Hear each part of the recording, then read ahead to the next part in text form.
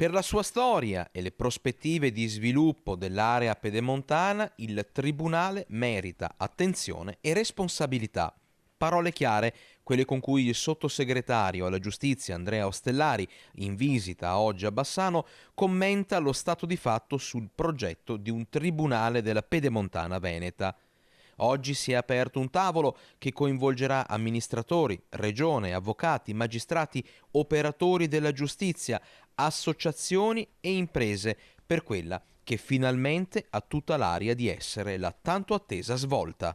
Ovviamente noi qui sappiamo già che esiste un progetto molto qualificato e che darebbe, diciamo così, la possibilità a un'intera area, non solo a Bassano, ma un'area che è denominata della pedemontana, di una costruzione, insomma, di un futuro secondo me importante, decisivo anche e soprattutto non solo per la comunità ma anche per l'attrattività che da un punto di vista, diciamo, dell'impresa può essere molto interessante.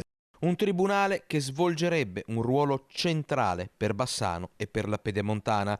E allora che svolta sia, perché 10 anni di attesa, di sprechi, di rinvii sono costati molto a tutto il territorio. Noi siamo assolutamente a disposizione del territorio, che sentiremo ovviamente in questi 6 mesi, è un cronoprogramma che ci siamo dati come impegno con le varie istituzioni, regione compresa, per ascoltare e condividere un progetto assolutamente qualificabile. Quanto importante sarebbe accelerare i tempi e lavorare in maniera, diciamo, decisa alla riapertura del Tribunale?